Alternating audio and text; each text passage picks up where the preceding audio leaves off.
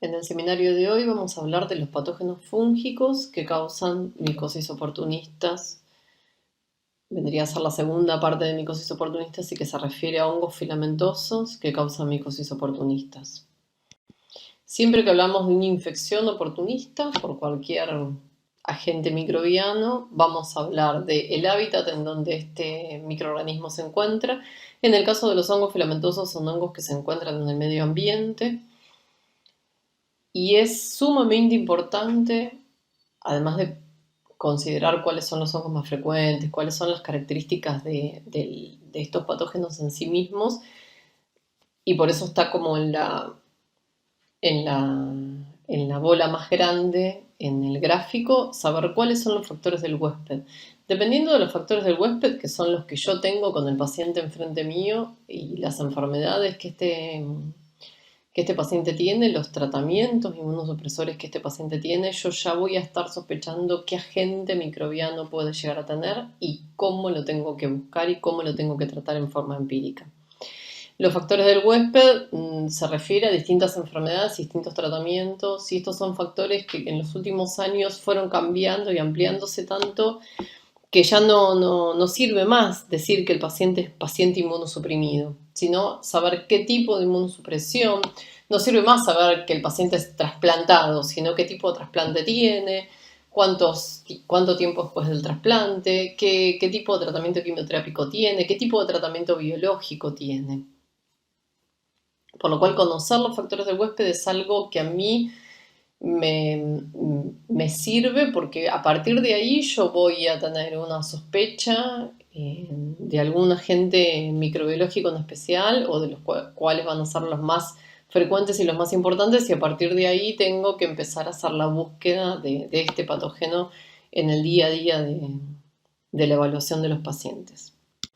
¿Cuáles son estos hongos miceliales o filamentosos que vamos a tener en los pacientes? Me parece que este gráfico es importante porque de esta forma yo los voy a ver en el diagnóstico microbiológico. Yo tengo una muestra, imagínense que va a ser una muestra respiratoria, que es lo más frecuente, y en esa muestra respiratoria quizás el trabajador del laboratorio me va a decir, mira, en el lavado broncoalveolar veo filamentos hialinos tabicados, o veo filamentos hialinos cenocíticos, o veo filamentos que son tabicados pero que los veo marroncitos, parecen hongos pigmentados.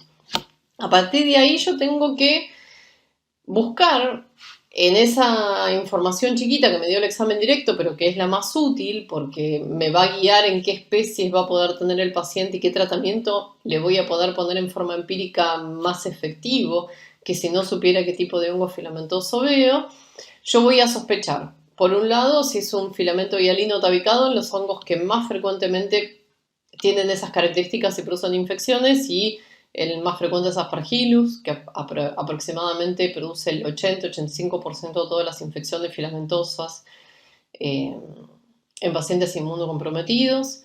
Dentro de Aspergillus hay algunas especies con mayor frecuencia como Aspergillus fumigatus, y hay otros hongos filamentosos que se engloban dentro de lo que se llaman hialoifomicosis, de los cuales el que le sigue en frecuencia Aspergillus es Fusarium.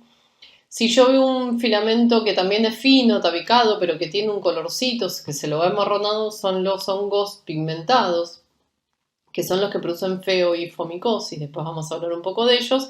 Y si esos filamentos que veo son hialinos, no tienen coloración, pero los veo más gruesos y tortuosos, me estoy refiriendo a hongos cenocíticos, y que son los hongos que se engloban dentro del grupo de los mucorales y los que producen mucormicosis. El tratamiento empírico y la agresividad en el tratamiento va a depender muchísimo de en qué grupo yo pueda poner a mi paciente dependiendo de esto que estamos hablando. Esto es un estudio muy importante porque muchas veces en nuestro país tenemos pocos datos de la prevalencia o las incidencias de las infecciones en Argentina. Esto es un trabajo que se hizo, que se llamó REMIN, y que se hizo buscando los aislamientos de hongos filamentosos en pacientes inmunocomprometidos, no HIV, con otros tipos de inmunocompromiso. No se sabía en nuestro país cuáles eran esos hongos filamentosos más frecuentes, entonces en este trabajo se pudo saber que ahí ven el gráfico de tortas, en donde Aspergillus es el hongo filamentoso más frecuente que se encontró en estos casos. Como es difícil el diagnóstico de las infecciones fúngicas invasoras en estos pacientes inmunocomprometidos, a veces tenemos cultivo positivo teniendo nombre y apellido del hongo y a veces no tenemos cultivo positivo. Entonces vamos a encontrar como Aspergillus un 42%, después vamos a encontrar un 8 a 9% en donde se evaluaron hifazolas, un 12% con galactomanano positivo, que uno lo podría incluir dentro del grupo de Aspergillus, aunque hay otros hongos filamentosos que también pueden tener un valor positivo de lactomanano cruzado, y galactomanano positivo un 2%. Digamos, yo creo que si uno toma todo lo que pudo haberse englobado dentro de Aspergillus, independientemente del cultivo, seguramente Aspergillus lleva mucho más del 50% de los casos positivos en este grupo. Después el segundo hongo filamentoso que se encontró en frecuencia aquí fue Fusarium, con un 14%, y es lo que uno encuentra en la literatura. Un porcentaje chiquitito de hongos pigmentados, que son estos hongos que producen feofomicosis, de los cuales ahí tienen 4.4% alternaria, y los mucorales que más o menos tienen un 5 o 6% de prevalencia. Bueno, en cuanto a las infecciones que tienen mayor incidencia y que vamos a ver en la mayoría de los pacientes neutropénicos, inmunocomprometidos y con factores de riesgo, vamos a hablar primero de la aspergilosis. Aspergillus es un hongo de micelio hialino, tabicado y ramificado, que es ubicuo, tiene una distribución mundial, se encuentra en el suelo, en la comida, en vegetales en descomposición, se encuentra en todos lados. El más frecuente, la especie más frecuente es Aspergillus fumigatus. 85% de estos, que en realidad ya no se habla de especie de Aspergillus sino se llama, bueno, se habla de un complejo de especies, porque lo que antes era Aspergillus fumigatus ahora está formado por el complejo Fumigati, y que ahí encontramos un montón de otras especies. Y es importante, digamos, uno por las características de las colonias y las características de los cultivos y la característica microscópica de los hongos, no podemos llevar solamente podemos llegar al diagnóstico de complejo, pero dentro de cada uno de los complejos hay algunas especies que, por ejemplo, pueden ser resistentes a los azólicos. Hay algunas especies de otras especies de Aspergillus, como Aspergillus terrius, que pueden ser también resistentes a la anfotericina, por lo que es importante muchas veces determinar qué tipo de especie es o en qué complejo estamos, y quizás para eso necesitamos la biología molecular. La segunda especie que le sigue en frecuencia a Aspergillus fumigatus es Aspergillus flavus, y después también tenemos Aspergillus niger. Las colonias de Aspergillus tienen muchos pigmentos de muchos colores diferentes, y por esos pigmentos, esos colores y la característica de la forma de la cabeza aspergilar, si tiene una serie de fiálides, si tiene dos, y depende de las características, si es columnar o si es radiada, nos va a ayudar a poder hacer el diagnóstico de complejo al menos. ¿Qué características tiene el ciclo de vida Aspergillus? Ya dijimos que es un hongo que se encuentra en la naturaleza. Los elementos de fructificación asexuada son las conidias, y que estas conidias son las que son los elementos infectantes, son muy pequeñas, hasta 3 micrones, y llegan fácilmente a los alvéolos. Aspergillus es un hongo que tiene una rápida velocidad de crecimiento, y rápidamente esas conidias pueden empezar a germinar y empezar a formar un hongo filamentoso rápidamente. Y esa es una de las cosas que hace que en estos hongos produzcan infecciones en pacientes inmunocomprometidos muy rápido. Aspergillus fumigatus es uno de los que tiene mayor velocidad de crecimiento, y por eso se cree que es uno de los que más infecciones fúngicas oportunistas produce. Tiene que ver con esto, con mayor capacidad de crecer y de producir enfermedad en el paciente inmunocomprometido. Entre los factores de virulencia que se encuentran en los hongos del género Aspergillus, que principalmente están estudiados más frecuentemente para Aspergillus fumigatus, se encuentra la termotolerancia. Es un hongo que puede sobrevivir a temperaturas de hasta 55 y a veces hasta 75 grados o más, y de hecho se han encontrado en estudios en la Antártida, desarrollo de hongos filamentosos que pueden, por lo tanto, aguantar temperaturas bajo cero. Tanto en los filamentos de Aspergillus como en las conidias se encuentra una capa de proteínas hidrofóbicas, que es la capa Rodlets, que protegen al estrés oxidativo. Las conidias también tienen melanina, que protegen al estrés oxidativo, previenen la fagocitosis, y la capa Rodlets favorece y aumenta la velocidad de crecimiento. El tamaño pequeño de las conidias hace que estas, al tener de 2 a 3 micrones, llegan fácilmente al alvéolo. Y lo que les decía de la velocidad de germinación mayor y principalmente estudiando Aspergillus fumigatus hace que si una conidia que llegó al alvéolo nadie la ataca, en un término de aproximadamente 12 a 15 horas ya está transformándose en un filamento. Es más difícil atacar un filamento que una conidia más pequeña para el sistema inmunológico de un paciente inmunosuprimido. El ácido ciálico es importante para la adhesión a la matriz extracelular, y el galactomanano, que principalmente para el hongo tiene un factor preponderante en la adherencia, puede adherirse a fibronectina, laminina, puede interactuar con receptores de macrófagos, de células dendríticas, y es el principal exoantígeno producido por Aspergillus durante la invasión tisular. Es importante que recuerden el galactomanano no solamente por su importancia en la virulencia, sino porque es una enzima que a nosotros nos ayuda muchísimo para el diagnóstico.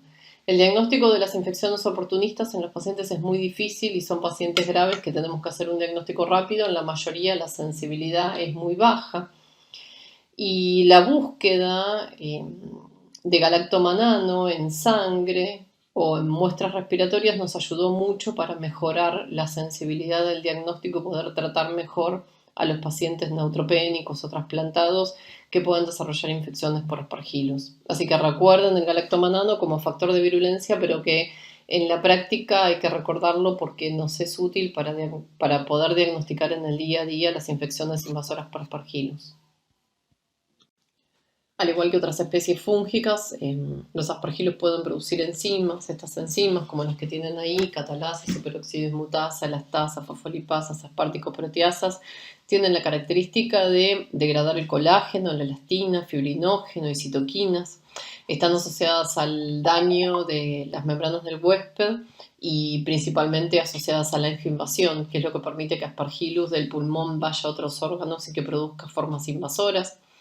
También, al igual que otros hongos filamentosos, tienen sideróforos, que lo que hacen es captar el hierro del organismo, favoreciendo la nutrición fúngica y por lo tanto también la velocidad de crecimiento y de invasión. Y unas sustancias importantes que son metabolitos secundarios que pueden producir las especies de Aspergillus y que están estudiadas principalmente en Aspergillus fumigatus es la producción de toxinas.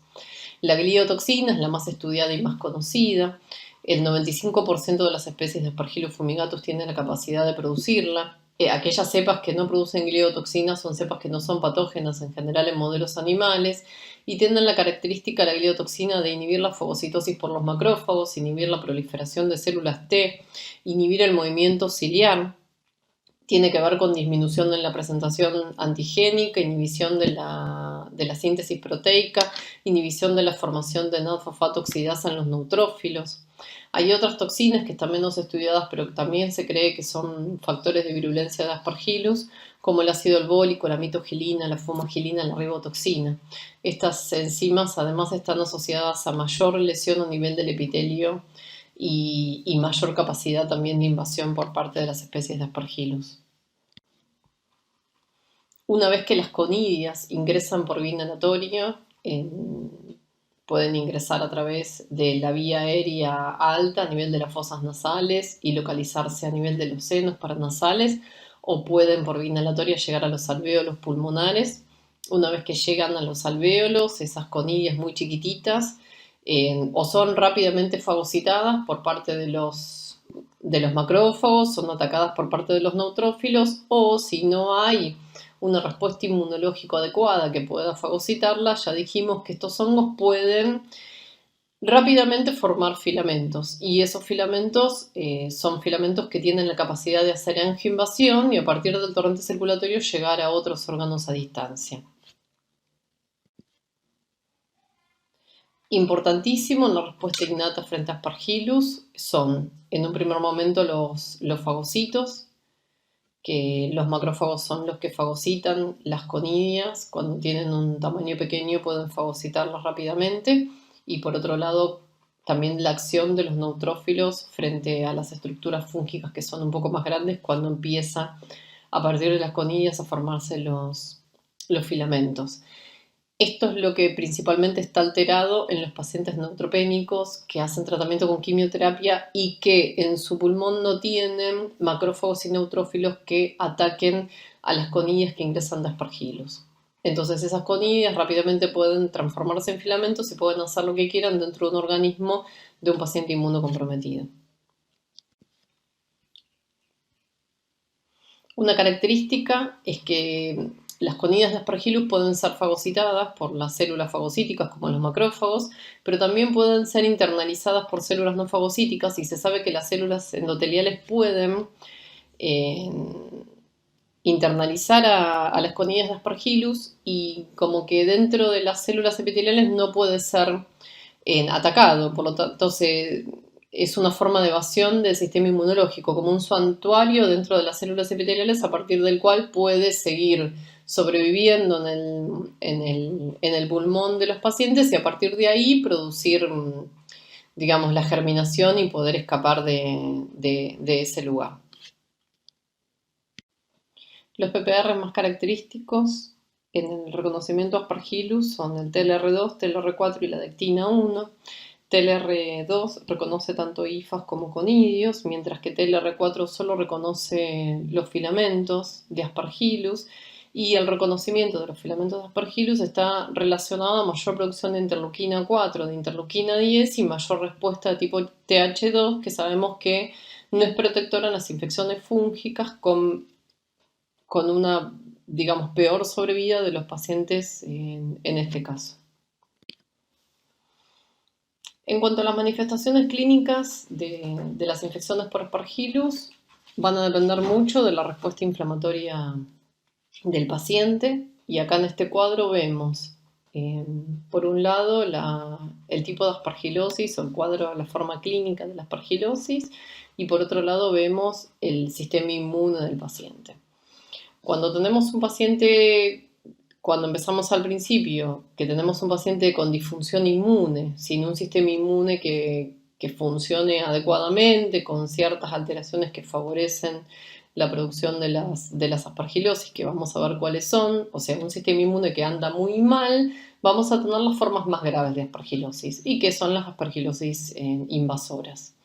La aspergilosis invasora aguda es la que afecta a pacientes neutropénicos, muy inmunocomprometidos, trasplantados, y es este hongo que ingresa al pulmón y que a partir de ahí puede hacer angioinvasión y llegar a otros órganos del cuerpo con una mortalidad muy alta. Después tenemos pacientes que tienen una disfunción inmune pero menor que la que hablábamos previamente y que hacen formas graves, pero formas graves localizadas a nivel del pulmón, y esas formas se llaman aspergilosis semi-invasora. ¿A qué se refiere con esto? Son formas pulmonares agudas, pero que solamente están localizadas en el pulmón sin afectación de otros órganos de la economía. Podemos llegar al medio donde tenemos un sistema inmunológico normal, pero con ciertas alteraciones locales a nivel del pulmón que favorecen el desarrollo de las aspergilosis.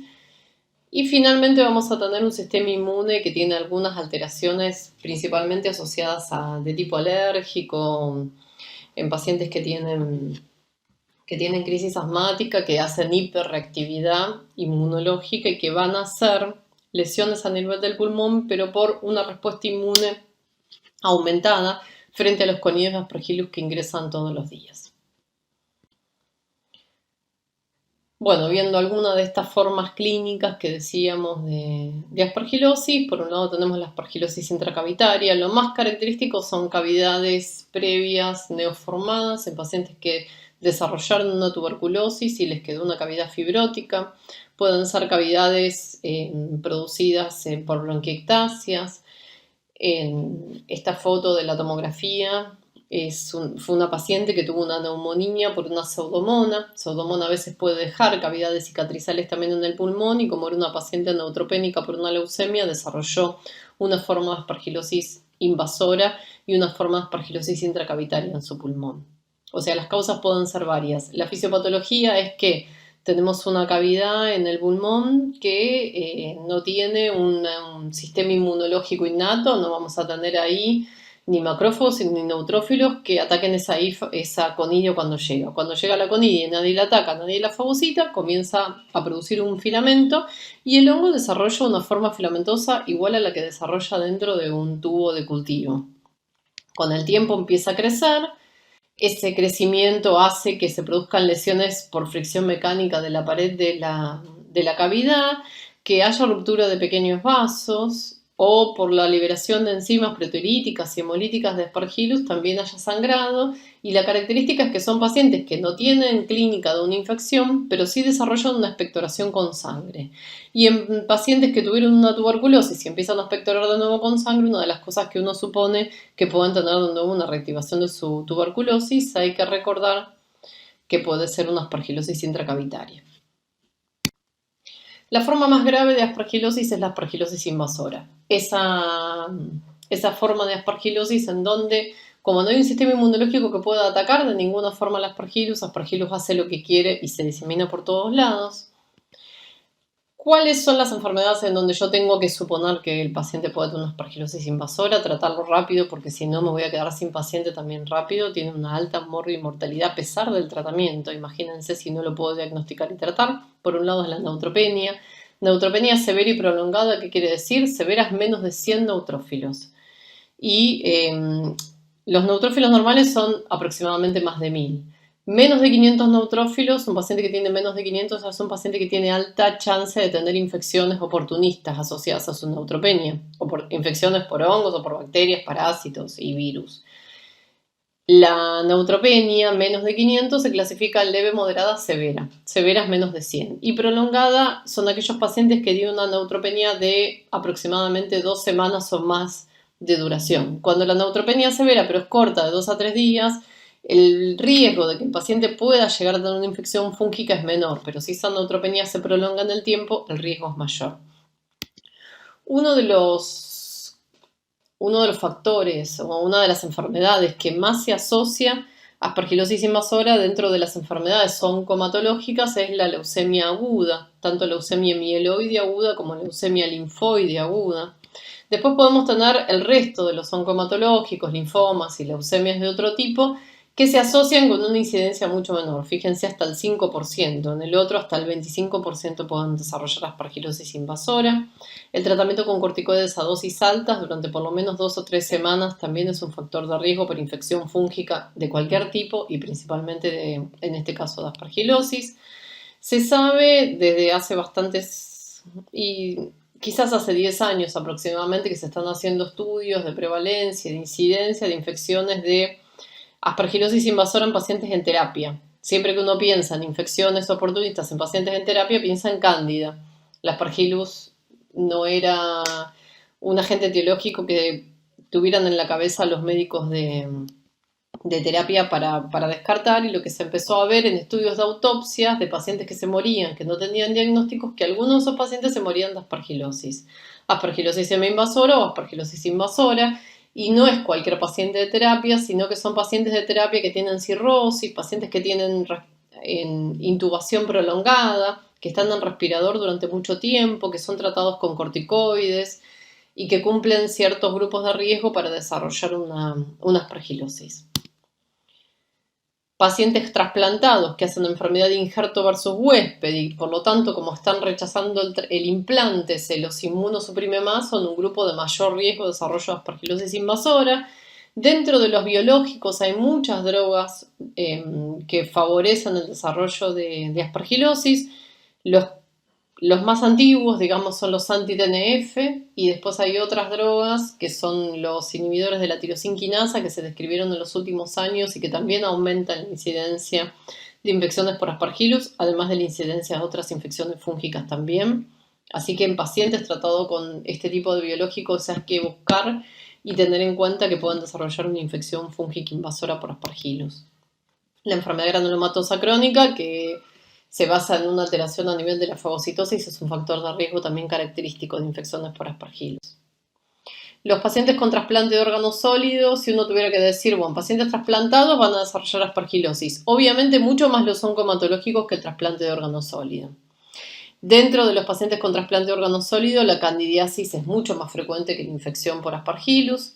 Y si uno tuviera que elegir un tipo de trasplante de órgano sólido que la aspergilosis es frecuente, obviamente es el trasplante de pulmón, porque tiene que ver con que el órgano que se coloniza y el que se trasplanta es el mismo. 70% de las infecciones fúngicas en los trasplantes de pulmón son por hongos filamentosos. Después en estos pacientes también podemos encontrar micosis sistémicas endémicas con una prevalencia 5%. La criptococosis es mucho más frecuente en pacientes con trasplante renal. La mucormicosis mucho menos frecuente que la aspergilosis y la neumocistosis también como complicación. Trasplante de células progenitoras. Le nombré antes, los oncohematológicos tienen más infecciones por aspergillus y el trasplante de células progenitoras mucho más que el trasplante de órgano sólido. Obviamente el halogénico tiene más riesgo de infecciones oportunistas, infecciones fúngicas que el autólogo. La infección fúngica más frecuente no es la candidiasis, sino es la aspergilosis invasora. Ahí tienen la incidencia de una versus otras. También podemos tener los hongos filamentosos como Fusarium y aloifomicosis, los mucorales más o menos 5 o 6%, y en mucha menos frecuencia micosis sistémicas endémicas, criptococosis y neumocistosis. La característica de la aspergilosis invasora es la angioinvasión, esta capacidad que tiene el hongo por destruir y lesionar los epitelios y poder meterse dentro de los vasos. En esa foto se ve un vaso lleno de hifas Pas positivas. La característica es que los hongos filamentosos son grandes, tapan rápidamente los vasos y en un montón de órganos lo que producen es tromboembolias con infartos y necrosis a distancia. Las formas clínicas de las aspergilosis, obviamente como el órgano de ingreso es el pulmón, siempre va a haber, en la mayoría de los casos, afectación pulmonar. También podemos tener una sinusitis por aspergillus en pacientes inmunocomprometidos y a partir de ahí podemos tener formas diseminadas, aspergilosis cerebral, lesiones abscedas a nivel del cerebro, traqueobronquitis, que es más característica en pacientes con trasplante de pulmón o corazón-pulmón, lesiones cutáneas y formas más raras como endocarditis y abscesos hepatoesplénicos, etc. Lo más característico de la aspergilosis invasora es la afectación del pulmón y el signo del halo. El signo del halo es esa manchita blanca que se ve ahí en la tomografía del lado derecho en el pulmón. La manchita blanca, lo más blanco, es la parte de la isquemia, del infarto pulmonar. Y fíjense que alrededor de la manchita blanca hay como una zona más tenue, que se llama infiltrado en vidrio esmerilado. Esa zona más tenue es la hemorragia que rodea a la zona infartada en el pulmón. El signo del halo es un signo precoz, pero que siempre lo tengo que buscar en todo paciente que tiene fiebre y con riesgo de tener aspergilosis invasora para hacer un tratamiento rápido. Lo que decíamos que hasta el 20% de los pacientes con aspergilosis puede tener localización en el sistema nervioso central, se presenta como tipo un absceso cerebral. Por la imagen no sé si es un aspergillus, si es una endocardia, si es una toxoplasmosis o si es un absceso bacteriano de otra causa. Por lo tanto, tendré que ver qué otras características tiene el paciente, si tiene algún biomarcador para hacer diagnóstico, tengo que hacer una biopsia estereotáxica. En esa imagen de la resonancia lo que se ve es una zona con contraste en anillo, una zona redonda que tiene bien un contraste en anillo y con edema alrededor. Bueno, otras formas más raras, abscesos en hígado y en vaso, endoftalmitis, la sinusitis por aspergillus, ahí en el seno izquierdo estamos viendo un seno izquierdo ocupado. Acá se ve en la radiografía de tórax un seno también izquierdo ocupado. En realidad, las radiografías ya en pacientes inmunocomprometidos se usan muy poco y la tomografía de alta resolución es el método de imágenes por elección para diagnóstico rápido, sospecha rápido en realidad, para poder realizar el diagnóstico y un tratamiento empírico también rápido en estos pacientes.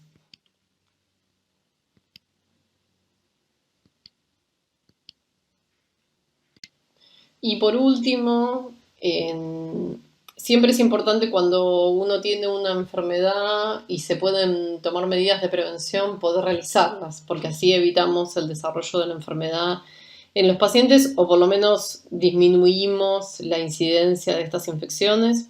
Es importante saber que el Aspergillus es un hongo que va a estar en todos lados, por lo tanto no vamos a poder aislar al paciente que tenga contacto con Aspergillus, pero sí podemos disminuir la exposición. Si están los alimentos, bueno, alimentos crudos casi que estarían prohibidos en los pacientes neutropénicos. Tienen que ser alimentos que estén bien cocidos y hay que evitar que entren cosas a la habitación que pueden estar contaminadas con conidias de Aspergillus, como plantas, flores, polvo, todo lo que no se puede limpiar no debe entrar a la habitación. Los pacientes, por ejemplo, no pueden tomar mate dentro de la habitación.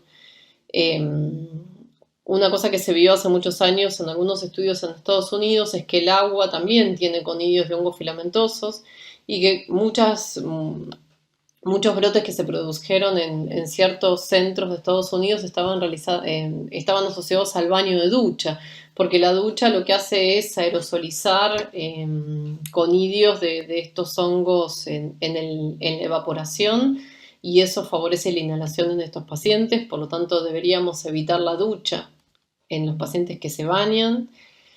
Y una cosa que es importante es evitar que los pacientes que están internados, pacientes neutropénicos o trasplantados que están internados en un hospital, no estén cerca de una zona en construcción. Cosa que es difícil en nuestro medio porque siempre en los hospitales o en los centros hay una zona que están arreglando, que están rompiendo, que están lijando y haciendo polvo. La idea es que las construcciones y la internación de los pacientes de alto riesgo debería estar por lo menos a 50 metros de distancia. Y en pacientes trasplantados de células progenitoras hematopoyéticas, la habitación, que son los pacientes de mayor riesgo, además, la habitación debe tener aire filtrado, con filtro cepa, con flujo laminar, con presión positiva, es decir, que cuando yo entro a la habitación no entre el aire del pasillo conmigo, sino que el aire de la habitación salga y que haya un recambio mayor a 12 recambios por hora del aire de la habitación. Si logramos todo eso, vamos a tener un mejor control ambiental y vamos a poder disminuir las infecciones asociadas a Aspergillus en los pacientes asociadas a Aspergillus y a otros hongos filamentosos. Esto es aplicable a Fusarium y a todos los otros hongos filamentosos, porque son todos hongos ambientales. Vamos a poder disminuir las infecciones fúngicas invasoras por hongos filamentosos en los pacientes inmunocomprometidos en nuestro centro. Bueno, acá tienen el ejemplo de cómo hacen los filtros cepa para poder, cómo actúan los filtros cepa para poder, digamos, disminuir las conillas a nivel del aire. Bueno, lo de evitar el mate ya lo dijimos, y el tema de las construcciones es que si yo tengo una zona del hospital que estoy arreglando, lo ideal es que esté a más de 50 metros o que esté bien cerrada. Lo ideal es que toda zona del hospital que se está construyendo tiene que estar bien cerrada para que el polvo quede localizado ahí en ese lugar y no vaya al resto del hospital, porque muchas veces se vehiculiza por el aire el polvo se vehiculiza por las ventanas, se lleva con la ropa de los que pasamos cerca del lugar de construcción, y así vamos todos vehiculizando conidios. Habíamos hablado de la aspergilosis intracavitaria, hablamos de la aspergilosis invasora, que es la más grave, y habíamos hablado de la aspergilosis semi-invasora. Son aquellos pacientes que tienen factores de riesgo inmunocomprometidos, pero que no llegan a ser neutropénicos. Entonces pueden hacer que la infección por Aspergillus se localice en el pulmón y no produzca una angioinvasión ni una enfermedad diseminada. Habitualmente son pacientes que hacen tratamiento con corticoides, son pacientes diabéticos, alcohólicos o pacientes con EPOC. A veces se ven las enfermedades reumatológicas también tratadas con corticoides y con inmunosupresores, pero que no producen una gran inmunosupresión.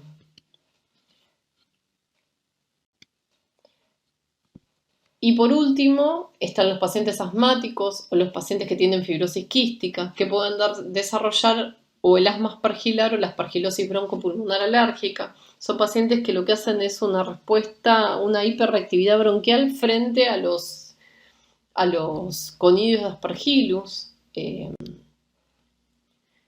Y esta hiperreactividad con el tiempo va a ir desarrollando daño a nivel del pulmón. Son pacientes que tienen crisis de broncoespasmo muy seguidas, que no mejoran solamente con el tratamiento de la crisis de broncoespasmo, pueden tener infiltrados pulmonares parcheados, como se observan acá en estas diapositivas, infiltrados pulmonares que van cambiando de lugar y que con el tiempo la persistencia de esta respuesta crónica frente a Aspergillus va produciendo lesiones a nivel del pulmón y lo más frecuente son las bronquiectasias. Las bronquiectasias son como unas pequeñas cavidades que son secuelares y que se producen en el pulmón y que son uno de los criterios diagnósticos de la aspergilosis broncopulmonar alérgica.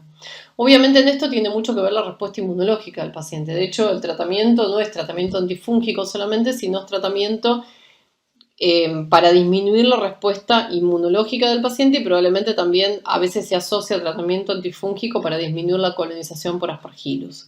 Es inevitable hacer que nosotros no inhalemos conidios de Aspergillus todos los días, así que lo que hay que cambiar es la hiperrespuesta bronquial del paciente para que disminuya y mejore esta enfermedad.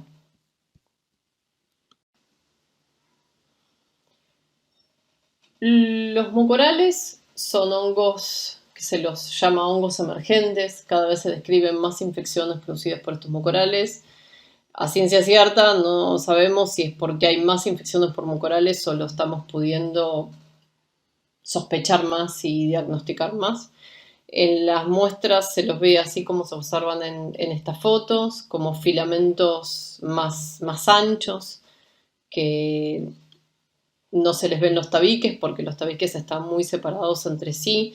En los estudios de anatomía patológica se los ve con muy faz tortuosas, como con forma rara, ¿no? Como que van doblándose y se van entrecortando. Estos hongos también son hongos que se encuentran en la naturaleza, son saprófitos de la tierra, se encuentran en los desechos vegetales, pueden contaminar alimentos, se los ve creciendo muchas veces en el pan, en los granos, en las verduras y en las frutas. Dentro de los mucorales encontramos varios géneros como los más frecuentes. Rhizopus es uno de los más frecuentes. Lictemia es el género que antes se llamaba Absidia, Mucor y Rhizomucor.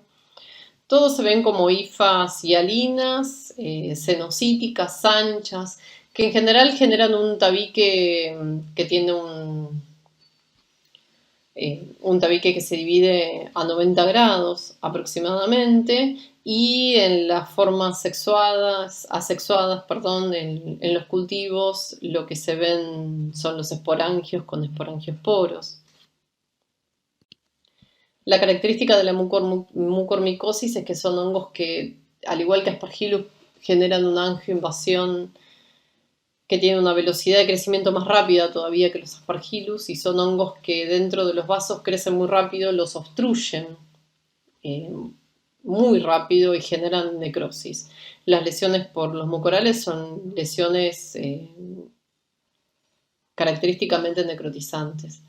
Las formas pueden ser formas agudas, severas, con una rápida invasión de los tejidos, principalmente en pacientes muy graves, o también podemos ver desarrollo de mucormicosis en pacientes inmunocompetentes con ciertos factores de riesgo que ahora vamos a ver. La característica de los mucorales, a diferencia de Aspergillus, que uno diría, bueno, Aspergillus ingresa por vía inhalatoria y la mayoría de las infecciones las produce por vía inhalatoria, en las mucormicosis tenemos como 3 vías de ingreso. La más frecuente en cuanto a pacientes inmunocomprometidos y que tenga que ver con la producción de infecciones oportunistas es la inhalación de conidios.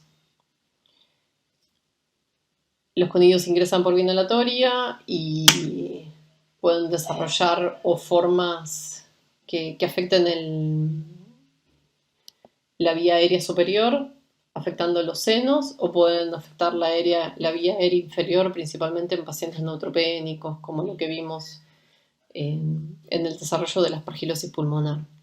pero hay una forma clínica que no tiene que ver con la inhalación de conidios, sino que tiene que ver con la inoculación directa en pacientes politraumatizados, en grandes quemados, en pacientes que tienen accidentes en la vía pública y que pueden tener una contaminación con conidios de mucorales, y en general son pacientes que pueden tener formas cutáneas. Acá ya agregamos una forma más de ingreso de las mucormicosis. Y la vía digestiva, que es una vía más rara, por lo cual más raramente descripta, más difícil de diagnosticar, y que en general la mayoría de los casos son casos o diagnosticados en cirugías o casos diagnosticados post-mortem, en donde las conidias ingresarían por vía digestiva y desarrollan formas de afectación del intestino, necróticas, con grandes lesiones que terminan haciendo que el paciente se muera o termine de urgencia en un quirófano.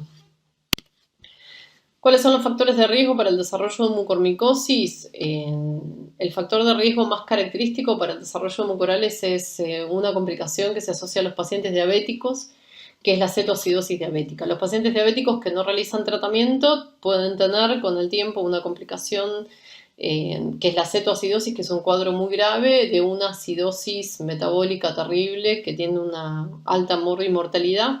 Y en este contexto de la acidosis, en donde los mucorales se sienten muy bien y pueden crecer más, puede desarrollarse una infección por mucorales.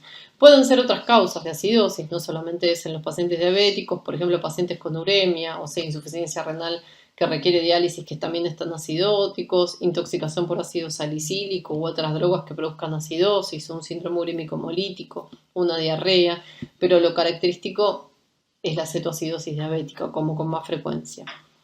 La disrupción de la barrera cutáneo-mucosa, como decíamos antes, los politraumatismos, las quemaduras, hay ejemplos de infecciones en pacientes adictos endovenosos, algunos más raros de infecciones asociadas a catéteres o en sitios de inyección que pueden asociarse al ingreso de mucorales.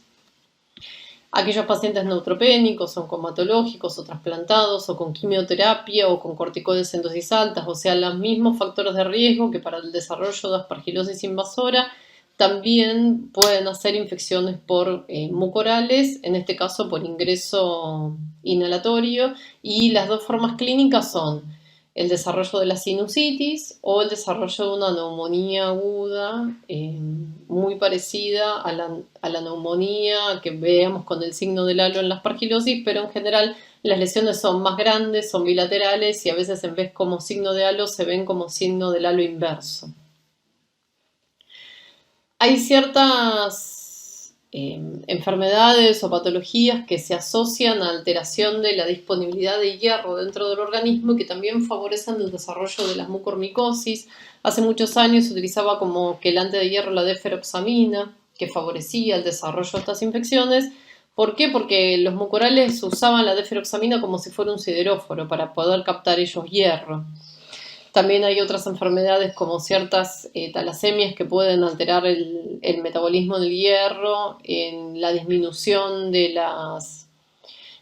transferrina y disminución de otras proteínas fijadoras de hierro que hacen que haga más hierro que haya dentro del organismo más hierro libre, y la presencia de hierro libre hace que haya más comida para los mucorales y que puedan desarrollar una infección en estos pacientes. Por lo tanto, la transferrina, no solamente para los mucorales, para muchas infecciones fúngicas, es un factor que tiene una acción antifúngica dentro del organismo, ¿no?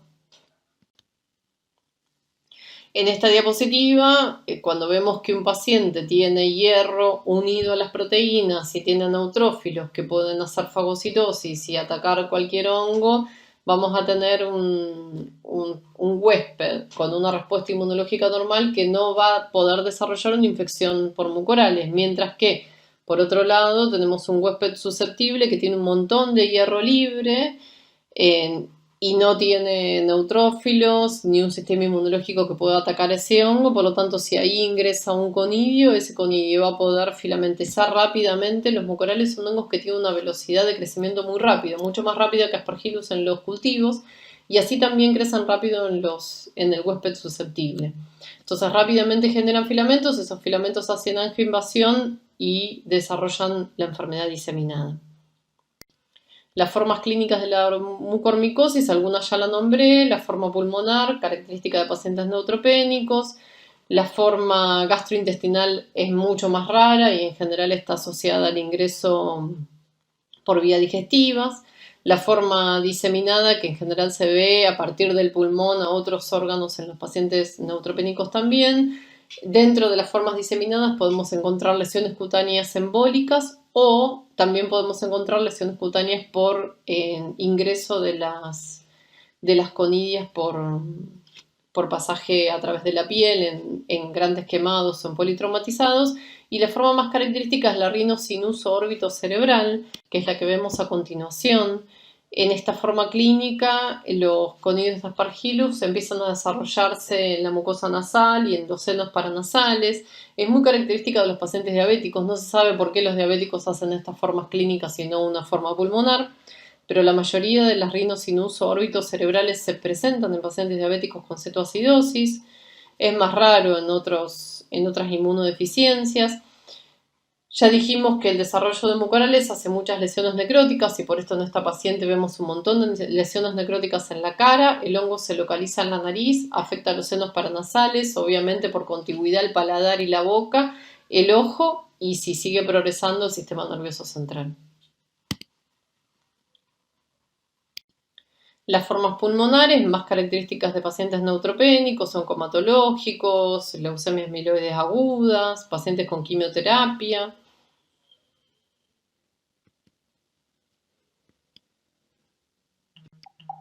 Las formas cutáneas de mucormicosis, que son formas cutáneas extensas, con gran necrosis.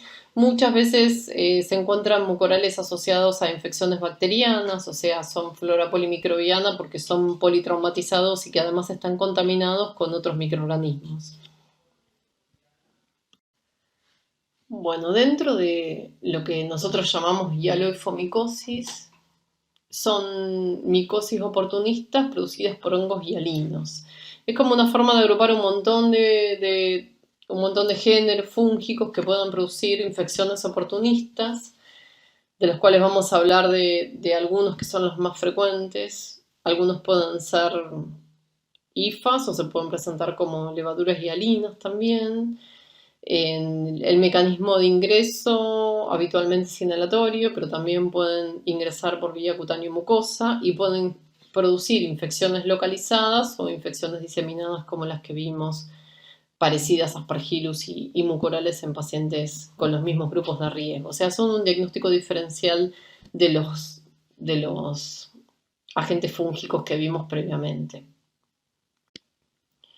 Dentro de los agentes etiológicos que pueden producir hialoifomicosis, el más frecuente es Fusarium, le sigue Pseudosporium.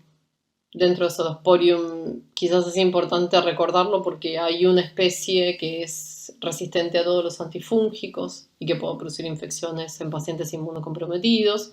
Y después tenemos Scopulariopsis, Acremonium, Paecilomyces, Trichoderma y Penicillium como otros hongos menos frecuentes. Todos estos hongos son además hongos que son ambientales, tienen la misma epidemiología que Aspergillus y mucorales, todos son hongos que pueden ser contaminantes de los cultivos, entonces a veces la interpretación de hongo patógeno es difícil, pero tampoco es fácil interpretar como un contaminante cuando estamos ante un paciente inmunocomprometido, y es importante tener esto en cuenta. Acá tenemos una foto de cómo se ve Fusarium en un cultivo y que en la microscopía lo que vemos es un filamento hialino con unos conidios alargados que tienen como forma de banana y tiene otros conidios más chiquititos asociados. Otras fotos de cómo se ve en Penicillium, Scopulariopsis, Acremonium, en todos ellos lo que vemos es un filamento fino, ramificado, tabicado, con producción de diferentes conidios que nos van a permitir suponer el agente etiológico. Estos pacientes pueden hacer formas cutáneas localizadas o pueden hacer formas cutáneas que están asociadas a diseminación hemática. En el caso de Fusarium, que es el más frecuente y que quizás uno podría no incluirlo dentro de las hialoifomicosis y llamar como fusariosis, infecciones por Fusarium. Fusarium es un hongo que más frecuentemente ingresa por vía inhalatoria, desarrolla lesiones a nivel del pulmón, aunque también puede ingresar por vía cutánea a partir de lesiones a nivel de las uñas en pacientes que van a ir a trasplantes o pacientes que están neutropénicos y con quimioterapia y a partir de ahí diseminarse. Y es un hongo que tiene la característica de producir este tipo de lesiones ulceradas y necróticas diseminadas a nivel de la piel, que son lesiones dolorosas y que se ven en hasta el 60 al 70% de las infecciones por Fusarium. No son patognomónicas porque Aspergillus, Cándida, los mucorales, y hay muchas veces bacterias como por ejemplo Pseudomonas que puede producir estas lesiones que son tipo de ectima gangrenoso, pero en un paciente neutropénico que tiene muchas lesiones en piel dolorosas hay que sospechar que podemos tener un Fusarium como causante de la infección. Importante todas las lesiones a nivel de las uñas o las uñas que parezcan que tuvieron una onicomicosis en pacientes previos a realizar quimioterapia o previos a ser trasplantados deben ser estudiados, porque si son uñas que tienen desarrollo de cualquiera de estos hongos, pueden desarrollar una infección, y principalmente por Fusarium, pueden desarrollar una infección diseminada luego del tratamiento quimioterápico. Y por último, las feifomicosis son micosis oportunistas generadas por hongos pigmentados.